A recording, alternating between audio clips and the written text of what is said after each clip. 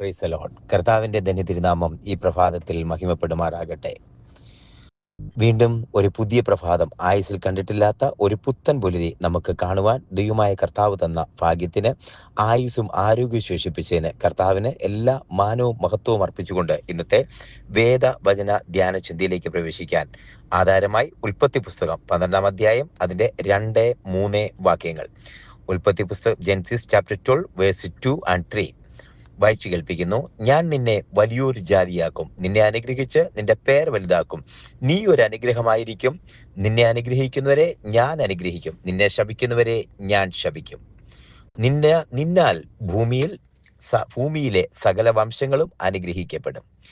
അനുഗ്രഹിക്കപ്പെട്ട ദൈവവചനമാണ് ഇത്. കേൾക്കുമ്പോൾ തന്നെ മറ്റൊന്നുമില്ലെങ്കിലും ഇത് അബ്രഹാമിനുള്ള വാഗ്ദത്തമാണെന്ന് അറിയാം. ഉൽപ്പത്തി പുസ്തകം 12-ാമത്തെ അധ്യായം ഒരു ടേണിംഗ് പോയിന്റ് ആണ്. വിശ്വാസികളുടെ പിതാവായ, യഹൂദന്മാരുടെ പിതാവായ, ഇന്നും ഒരു അടുത്ത ഒരു രാഷ്ട്രത്തിന്റെ പിതാവ് എന്നറിയപ്പെടുന്നത് പോലെയുള്ള അബ്രഹാം എന്ന പിതാവിന്റെ ദൈവത്താലുള്ള വിളി കിടക്കുന്നത് അവിടെയാണ്. ഞാൻ നിന്നെ കാണിപ്പാനിരിക്കുന്ന ദേശത്തേക്ക് ചാർച്ചക്കാരെയും പിതൃഭവനത്തെയും വിട്ട് പുറപ്പെടുവാൻ ഒരു ടേണിംഗ് പോയിന്റ് അബ്രഹാമിന്റെ ജീവിതത്തിൽ കൊടുക്കുന്നത് ഇവിടെ നിന്നാണ്. അബ്രഹാമിനെ വിളിക്കുമ്പോൾ ദൈവം പ്രോമിസ് ചെയ്യുന്ന ചില വാഗ്ദത്തങ്ങളാണ് ഇവിടെ കാണുന്നത്. അബ്രഹാമിനോട് താമസിച്ചിരുന്ന പട്ടണത്തിൽ നിന്ന് നമുക്ക് കേട്ടിട്ടുണ്ട്, ഊർ എന്ന പട്ടണത്തിൽ നിന്ന് ദൈവം തമ്പുരാൻ അബ്രഹാമിനെ പുറത്തു കൊണ്ടിരിക്കുക.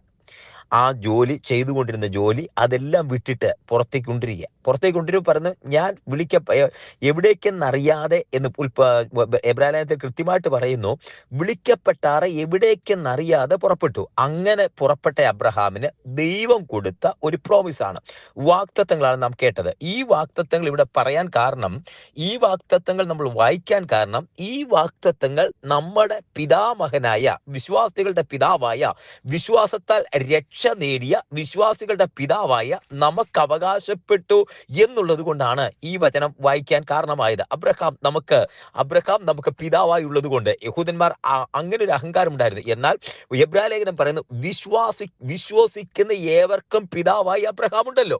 അബ്രഹാമിന്റെ വിശ്വാസത്തെ കുറിച്ച് റോമാലേഖനം 4-ാം അധ്യായത്തിൽ വിവരിക്കുന്നു, ഗലാത്യ ലേഖനത്തിൽ വിവരിക്കുന്നു, എബ്രായ ലേഖനത്തിൽ ഒരുപോലെ വിവരിക്കുന്നു. നമുക്കൊരു മാതൃകയായി, ഒരു പിതാവായി, പിതാമഹനായി, വിശ്വാസത്തിന്റെ പിതാവായി നമ്മൾ അംഗീകരിക്കുന്നു അബ്രഹാം പിതാവിനെ. അതുകൊണ്ട് ആ വാഗ്ദത്തം ക്രിസ്തുവിലൂടെ, അത് ഗലാത്യ ലേഖനം 3-ാം അധ്യായത്തിൽ പറയുന്നു, അബ്രഹാമിന്റെ വാഗ്ദത്തം പരിശുദ്ധാത്മാവിൽ അത് പ്രാപിച്ച് ക്രിസ്തുവിലൂടെ നമ്മൾ പ്രാപിച്ചിരിക്കുന്നു. അബ്രഹാമിന് ഏത് വാഗ്ദത്തം കൊടുത്തോ ആ വാഗ്ദത്തം ക്രിസ്തുവിലൂടെ പരിശുദ്ധാത്മാവ് നമുക്ക് തന്നിരിക്കുന്നു. അതുകൊണ്ടാണ് ഈ വാഗ്ദത്തത്തിന് ഇന്നും പ്രസക്തിയുള്ളത്, ഇന്ന് നാം വായിക്കാനിടയായത്. ഇങ്ങനെയാണ് പറയുന്നത്, ഞാൻ നിന്നെ വലിയൊരു ജാതിയാക്കും, നിന്നെ അനുഗ്രഹിച്ച് നിന്റെ പേർ വലുതാക്കും, നീ ഒരു അനുഗ്രഹമായിരിക്കും.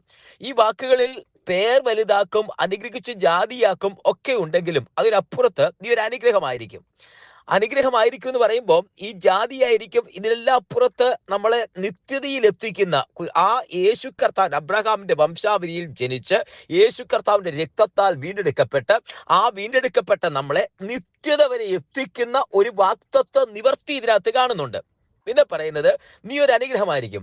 ഇന്ന് ഈ ശബ്ദം കേൾക്കുന്ന നമ്മെ കുറിച്ച് നമ്മളൊരു അനുഗ്രഹമായിരിക്കും. നമ്മൾ ആർക്ക് അനുഗ്രഹമായിരിക്കും? നമ്മൾ ഇടപെടുന്നവർക്ക് അനുഗ്രഹമായിരിക്കും. ഈ മെസ്സേജ് കേൾക്കുന്നവർക്ക് ഒരു അനുഗ്രഹമായിരിക്കും.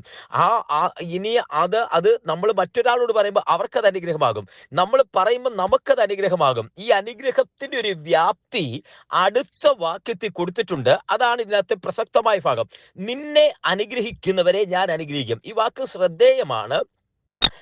നിന്നെ അനുഗ്രഹിക്കുന്നവരെ ഞാൻ അനുഗ്രഹിക്കും, നിന്നെ ശപിക്കുന്നവരെ ഞാൻ ശപിക്കും, നിന്നാൽ ഭൂമിയിലെ സകല വംശങ്ങളും അനുഗ്രഹിക്കപ്പെടും. ഇതൊരു ഭയങ്കര പ്രോമിസിന്റെ, ദൈവത്തിന്റെ വാഗ്ദത്തത്തിന്റെ ഡീപ്പായ, ആഴമേറിയ, ആഴത്തിലുള്ള ആ പദ്ധതിയുടെ ഭാഗമാണിത്. ആ വാക്ക് ശ്രദ്ധേയമാണ്.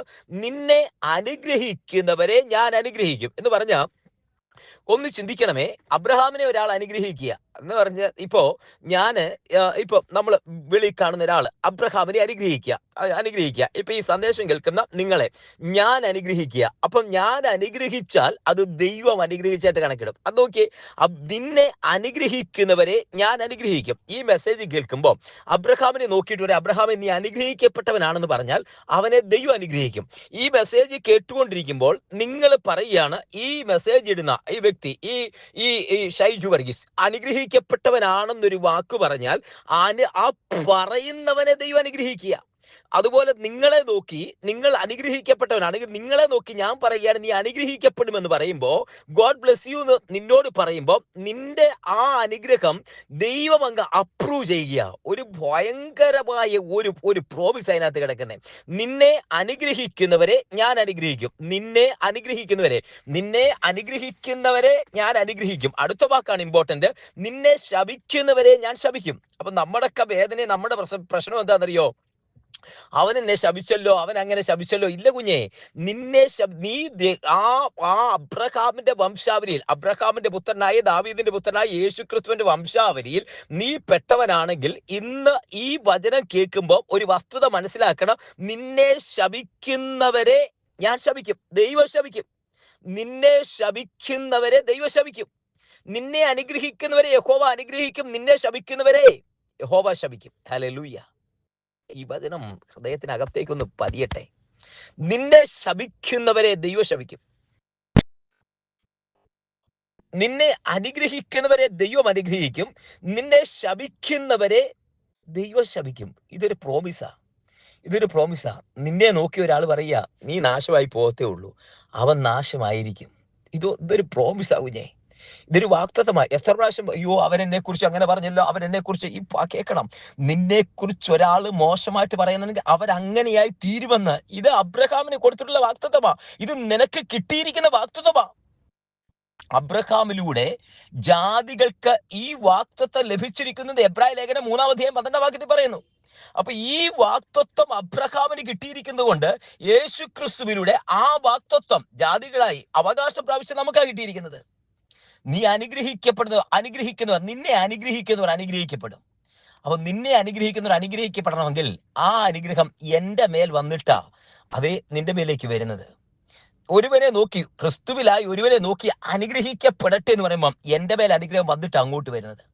ശാപം വന്നാലും അങ്ങനെ തന്നെ. അതുകൊണ്ടാ മരണവും ജീവനും നാവിന്റെ അധികാരത്തിലിരിക്കുന്നു.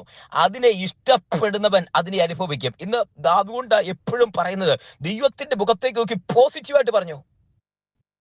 അനുഗ്രഹിക്കുന്നവർ അനുഗ്രഹിക്കപ്പെടും, ശപിക്കുന്നവർ ശപിക്കപ്പെടും. അടുത്ത വാക്ക്, നിന്നാൽ ഭൂമിയിലെ സകല വംശങ്ങളും അനുഗ്രഹിക്കപ്പെടും.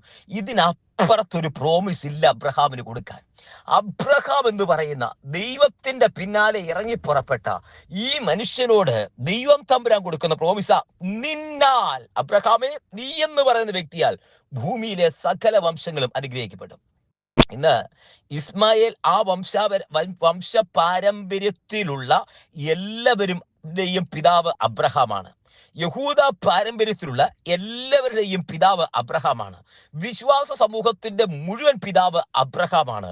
ദൈവം കൊടുത്ത വാഗ്ദത്തം എന്താണെന്നറിയാമോ? നിന്നാൽ ഭൂമിയിലെ സകല വംശങ്ങളും അനുഗ്രഹിക്കപ്പെടും. ഇന്ന് കുഞ്ഞെ, വിശ്വാസി എന്ന് പറഞ്ഞ് നീ അനുഗ്രഹിക്കപ്പെടുന്നുണ്ടെങ്കിൽ അത് അബ്രഹാമിലൂടെയുള്ള അനുഗ്രഹമാണ്. അബ്രഹാമിന്റെ അനുഗ്രഹം വിശ്വാസത്താൽ ജാതികൾ പ്രാപിക്കേണ്ടതിന്, അത് ഗലാത്യലേഖനം പറയുന്നത്, അതാ നമുക്ക് റിസീവ് ചെയ്യുന്നത്. ഇതൊരു അനുഗ്രഹമാണ്. ദൈവത്തിന്റെ മുഖത്തേക്ക് നോക്കി ഇറങ്ങുന്ന ദൈവം ഇതിലെ ലജ്ജിച്ചു പോകുകയില്ല. വിശ്വാസത്താൽ അബ്രഹാം യാത്രയാകുവാൻ വിളിക്കപ്പെട്ടാറെ എവിടേക്കെന്നറിയാതെ ആ വിളിയുടെ പിന്നാലെ ഇറങ്ങി പുറപ്പെട്ടെന്ന് 11:8 എബ്രായ ലേഖനം പറയുന്നു. വിശ്വാസത്താൽ അത് ആ ഇസഹാക്കിനെ യാഗം കഴിച്ചു എന്ന് പറയുന്നേ. യാഗം കഴിച്ചില്ല, നമുക്കറിയാം, അതിന് പകരം ആട്ടുകുട്ടി കഴിച്ചു. പക്ഷെ വിശ്വാസത്തിൽ അബ്രഹാം കഴിച്ചു. പിന്നെ ഒരു വാക്ക് പറയുന്നത്, ചാരത്തിൽ നിന്ന് ജീവനെ അതേ മടക്കിത്തരാൻ ദൈവത്തിന് കഴിയുമെന്ന് വിശ്വാസം. ഗലാത്യലേഖനം അബ്രഹാമിനെ കുറിച്ച് പറഞ്ഞ ആശയ്ക്കെതിരായ ആശയോടെ വിശ്വസിച്ചു. അബ്രഹാമിന്റെ 100 വയസ്സുള്ളവനാകിയാൽ ശരീരത്തിന്റെ ദുർജീവത്വം ഗ്രഹിച്ചിട്ടും സാറയുടെ ഗർഭപാത്രത്തിന്റെ ദുർജീവത്വം ഗ്രഹിച്ചിട്ടും ആശയ്ക്കെതിരായി ആശയോടെ വിശ്വസിച്ചു. വാഗ്ദത്തം ചെയ്തവൻ നിവർത്തിപ്പാൻ ശക്തനാണെന്ന് അതെ വിശ്വസിച്ചു. അതുകൊണ്ട് അബ്രഹാമിനെ നീതിയായി കണക്കിട്ടു. അത് വിശ്വാസമായി കണക്കിട്ട് നല്ല എഴുതിയിരിക്കുന്നത്, നീതിയായി കണക്കിട്ടു. അതൊരു നീതിയായി മാറി. അവസാനം 23 വാക്യത്തിൽ ഇങ്ങനെ എഴുതിയിട്ടുണ്ട്, ഇത് അബ്രഹാമിനെ വിചാരിച്ചു മാത്രമല്ല വിശ്വസിക്കുന്ന നമ്മെ വിചാരിച്ചിട്ടും കൂടിയാകുന്നു. ഇതാ നമുക്കുള്ള ഉറപ്പ്. വിശ്വസിക്കുന്ന നമുക്ക് വേണ്ടി കൂടിയായി വാഗ്ദത്തം. ഇന്ന് വിശ്വസിക്കുന്ന ദൈവത്തിലെ നിനക്ക് വേണ്ടിയും കൂടിയായി വാഗ്ദത്തം. ദൈവകരങ്ങളിലേക്ക് സമർപ്പിക്കാം, ഒരുമിച്ച് പ്രാർത്ഥിക്കാം. സ്വർഗീയ പിതാവേ, ഞങ്ങൾ ഒരുമിച്ച് പ്രാർത്ഥിക്കുന്നു. ദൈവകരങ്ങളിലേക്ക് ജനത്തെ സമർപ്പിച്ച് പ്രാർത്ഥിക്കുന്നു. ആത്മാവിൽ അനുഗ്രഹിക്കുന്നപ്പാ, അസാധാരണമായ ഒരു ദൈവ സാന്നിധ്യം കൊണ്ട് നിറയ്ക്കുന്നു. ദൈവകരം കൂടിരിക്കട്ടെ, ആത്മാവിൽ ബലപ്പെടുത്തുന്നു. ദൈവ സാന്നിധ്യം കൊണ്ട് ജനത്തെ ഞാൻ അനുഗ്രഹിച്ചു പ്രാർത്ഥിക്കുന്നു. അബ്രഹാമിന്റെ അനുഗ്രഹം വിശ്വാസത്താൽ അതേ ജാതികൾക്ക് വരേണ്ടതിന് പരിശുദ്ധമാകുന്ന വാക്തത്വത്തെ കൊടുത്തിരിക്കാൻ അത് ഞങ്ങൾ റിസീവ് ചെയ്യുന്നു. അങ്ങനെ തന്നെ വിശ്വസിക്കുന്നപ്പാ. അബ്രഹാമിലുള്ള അനുഗ്രഹം ഞങ്ങൾക്ക് അത് റിസീവ് ചെയ്തിരിക്കുക, ആ വാക്തത്വം ഞങ്ങൾക്ക് കിട്ടിയിരിക്കാൻ ഞങ്ങൾ അങ്ങോട്ട് നന്ദി പറയുന്നു. അത് വിശ്വാസത്താൽ ഏറ്റെടുക്കുന്നു, തൃക്കരങ്ങളിൽ സമർപ്പിക്കുന്നു, ജനത്തെ അനുഗ്രഹിക്കുന്നു. പ്രാർത്ഥന കിട്ടിയാൽ സ്തോത്രം, യേശുവിൻ നാമത്തിൽ തന്നെ. ആമേൻ, ആമേൻ, ആമേൻ. കർത്താവ് എല്ലാവരെയും അനുഗ്രഹിക്കട്ടെ. ദൈവം കൂടി ഇരിക്കട്ടെ. നാളെ നമുക്ക് വീണ്ടും കാണാം. അതുവരെ കർത്താവിന്റെ വിശാലമേറിയ ചെറുകടിയിൽ നമ്മളെ മറക്കട്ടെ. God bless you. Thank you so much.